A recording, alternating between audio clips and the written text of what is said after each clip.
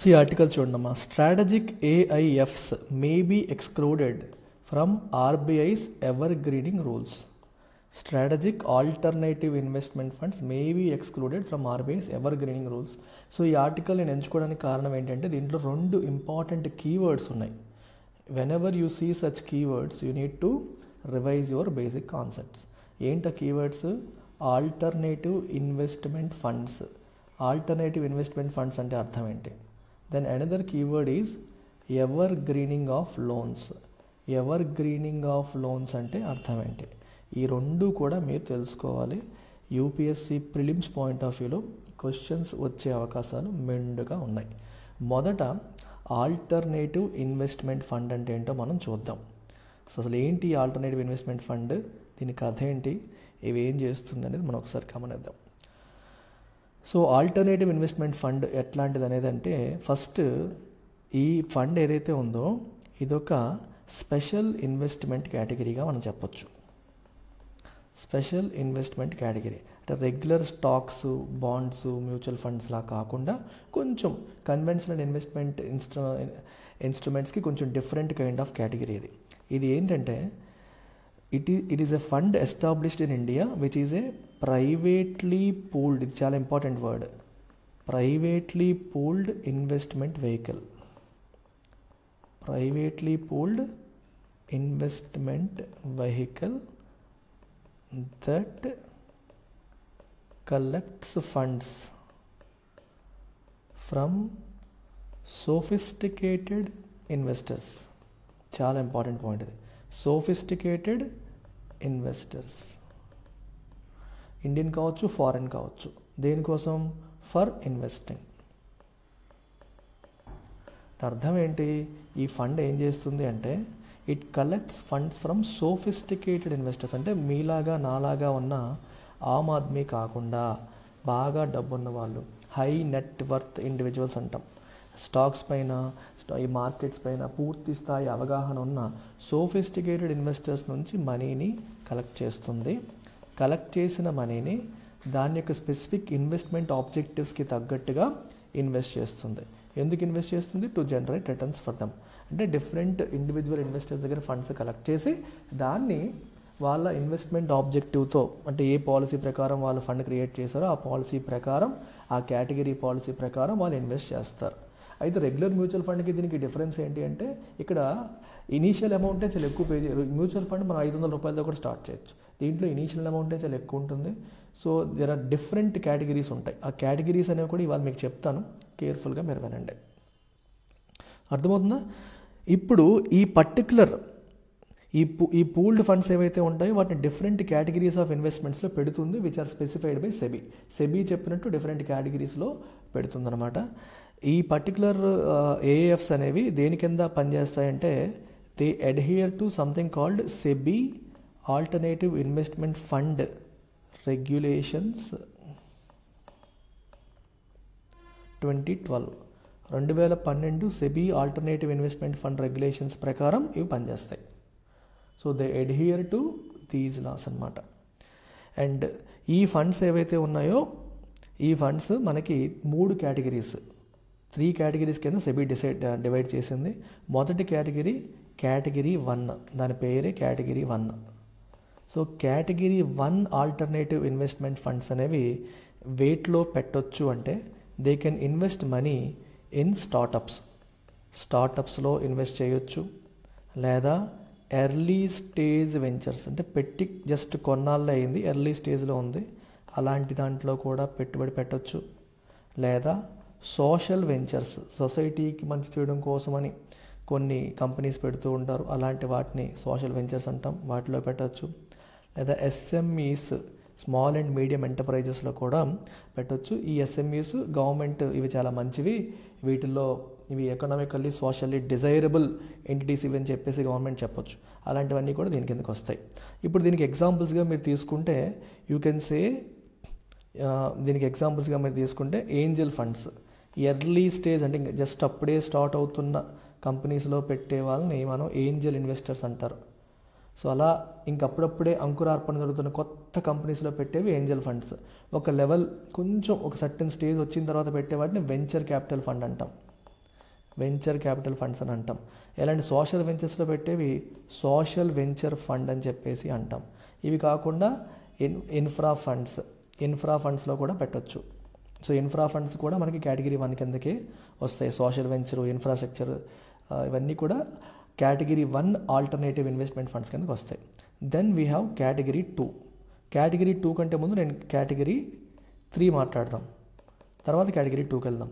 So category 3లో మనకి ఏమొస్తాయంటే these are the funds which employ complex trading strategies. అంటే ఈ ఫండ్స్ తీసుకొని చాలా కాంప్లెక్స్ ట్రేడింగ్ స్ట్రాటజీస్ని ఉపయోగించి వాళ్ళకి షార్ట్ టర్మ్లో వాళ్ళ ఇన్వెస్టర్స్కి ఎక్కువ రిటర్న్స్ ఇచ్చే ప్రయత్నం చేస్తాయి.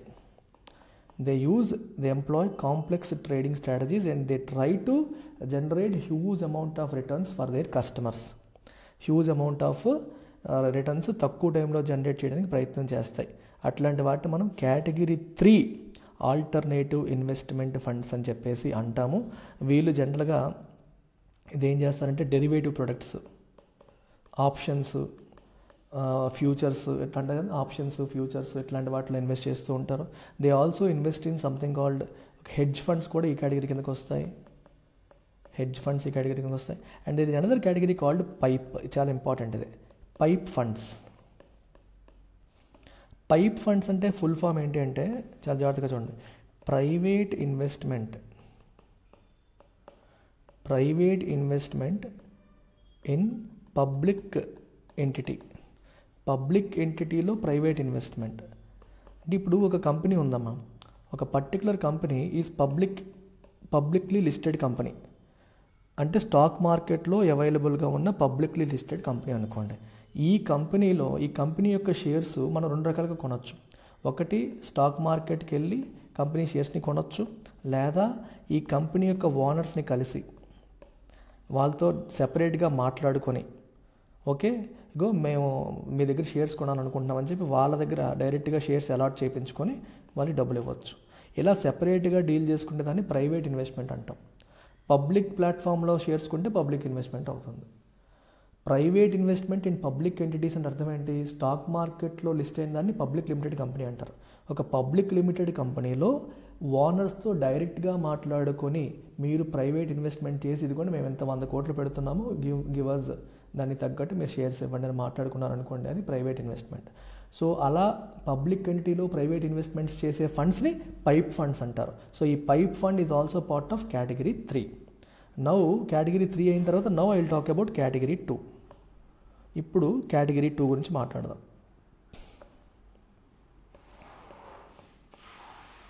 కేటగిరీ 2. సో కేటగిరీ 2లో మనకి ఏమొస్తాయంటే కేటగిరీ 1 లేదా కేటగిరీ 3 కాకుండా ఉన్నవన్నీ కూడా కేటగిరీ 2 కిందకు వస్తాయి. ఓకేనా? సో ఇందులో ఫండ్స్కి for example real estate funds, debt funds, అలాగే ప్రైవేట్ ఈక్విటీ ఫండ్స్. ఇది చూడండి చాలా ఇంట్రెస్టింగ్. అది ప్రైవేట్ ఈక్విటీ ఫండ్. ఇందాక పైప్ ఫండ్ అని చెప్పాను, ఇక్కడ ప్రైవేట్ ఈక్విటీ అని. రెండుకి డిఫరెన్స్ ఉంది. ప్రైవేట్ ఈక్విటీ ఫండ్ అంటే అర్థం ఏంటంటే let's say there is a company, this is not listed in stock market. Stock మార్కెట్లో లిస్ట్ కాలేదు. స్టాక్ మార్కెట్లో లిస్ట్ కాని కంపెనీ ఉంది, దీన్ని మనం ప్రైవేట్ లిమిటెడ్ కంపెనీ అంటాం. అలాంటి ప్రైవేట్ లిమిటెడ్ కంపెనీస్లో పెట్టుబడి పెట్టే ఫండ్ని ప్రైవేట్ ఈక్విటీ ఫండ్ అంటాం. So private equity fund stock మార్కెట్లో లిస్ట్ అయిన కంపెనీస్లో పెట్టదు. స్టాక్ మార్కెట్లో లిస్ట్ కానీ ఒక పెద్ద కంపెనీ, మెచ్యూర్ కంపెనీ. మీరు అడగవచ్చు మరి స్టార్టప్స్ కూడా అవే కదా. స్టార్టప్స్, ఈ ఏంజల్ ఫండ్స్ అనేవి ఎర్లీ స్టేజ్లో, వెంచర్ ఫండ్స్ అనేవి ఒక కొంచెం వచ్చాక, ప్రైవేట్ లిమిటెడ్ కంపెనీస్ అనేవి కొంచెం పెద్దవే, 10 ఏళ్ళైనా స్టాక్ మార్కెట్లో లిస్ట్ కాలేదు, అలాంటి కంపెనీస్ ఉంటాయి. అలాంటి కంపెనీస్లో పెట్టుబడి పెట్టే వాటిని ప్రైవేట్ ఈక్విటీ ఫండ్స్ అని అంటాం. ఈ ప్రైవేట్ ఈక్విటీ ఫండ్స్ ఇవన్నీ కూడా కేటగిరీ 2 కిందకు వస్తాయి. ఈ కేటగిరీ 1, కేటగిరీ 2, కేటగిరీ 3 ఓవరాల్గా ఇవన్నీ కూడా alternative investment funds. They run according to the rules set by SEBI. మీకు అది కూడా చెప్పాను, SEBI alternative investment fund regulations 2012 ప్రకారం నడుచుకుంటాయి. ఇది ఆల్టర్నేటివ్ ఇన్వెస్ట్మెంట్ ఫండ్స్ గురించి మీరు తెలుసుకోవాల్సిన ఇన్ఫర్మేషన్. నౌ ఇవాళ సెకండ్ కీవర్డ్, అక్కడే మనకి సెకండ్ కీవర్డ్ కూడా ఉంది, which is evergreening of loans. Ever greening of loans అంటే అర్థం ఏంటి అంటే, మీకు ఒక ఎగ్జాంపుల్ చెప్తాను, మీకు అర్థమవుతుంది. Let's say there is a bank. Okay, there is a company. ఈ కంపెనీ బ్యాంక్ దగ్గర లోన్ తీసుకుంది. తీసుకున్న తర్వాత దాన్ని చెల్లించలేకపోతుంది. లోన్ తీసుకుంది కానీ చెల్లించలేకపోతుంది. లోన్ తీసుకుని చెల్లించలేకపోతున్న కంపెనీ ఏం చేస్తుంది? డిఫాల్ట్ చేస్తుంది. డిఫాల్ట్ చేస్తే అప్పుడు ఆ లోన్ ఏమవుతుంది? ఎన్పిఏ, నాన్ పర్ఫార్మింగ్ అసెట్గా మారిపోతుంది. అర్థమవుతుందా? నాన్ పర్ఫార్మింగ్ అసెట్ కింద అవి మారిపోతాయి. మొండి బకాయి లేదా నాన్ పర్ఫార్మింగ్ అసెట్గా మారిపోతుంది. సో నాన్ పర్ఫార్మింగ్ అసెట్గా మారిపోతే అటు బ్యాంకులకి రిస్క్, ఎందుకంటే ఆర్బీఐ అడుగుతుంది, ఏంటి ఇన్ని లోన్స్ నాన్ పర్ఫార్మింగ్ అసెట్స్ అయిపోయి మీరు ప్రొవిజనింగ్ చేశారా, దానికి సంబంధించిన రూల్స్ అన్నీ ఫాలో అవుతున్నారని బ్యాంకులను ఆర్బీఐ అడుగుతుంది. ప్లస్ ఈ బ్యాంక్ వాడు కంపెనీ వెంట పడుతూ ఉంటాడు, కేసులు వేసే పరిస్థితి కూడా ఉంటుంది. అందుకని కొన్నిసార్లు ఏం జరుగుతుందంటే ఈ కంపెనీ వాళ్ళు బ్యాంక్ వాళ్ళతో లాలుచి పడిపోతున్నారు. బ్యాంక్ వాళ్ళే కంపెనీ వాళ్ళతో లాలుచి పడి లంచాలు తీసుకొని what ever it is, bank ఏం చేసిందంటే దానికి ఇంకో లోన్ ఇస్తుంది. It is giving one more loan.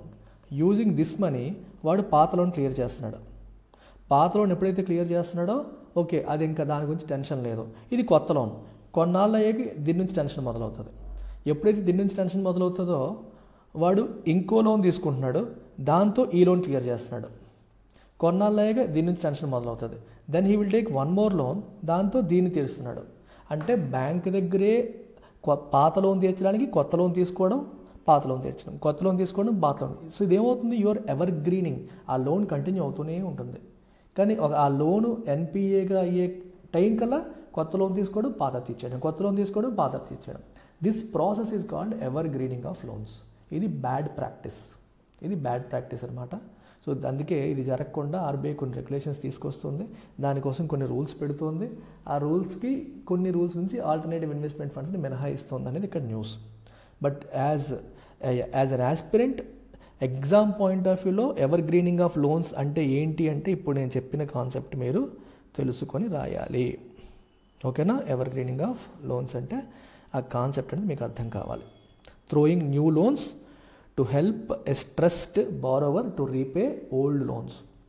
Stressed బారోవర్కి కొత్త లోన్స్ ఇచ్చి పాత లోన్స్ పే చేసే అవకాశాన్ని కల్పించడం, దీన్నే మనం ఎవర్ గ్రీనింగ్ ఆఫ్ లోన్స్ అని చెప్పంటాం. ఇది కంటిన్యూస్గా పనిచేస్తుందా? చేయదు, కొంతవరకు అవుతుంది. ఇది story. Big 5 combo today's offer of the day.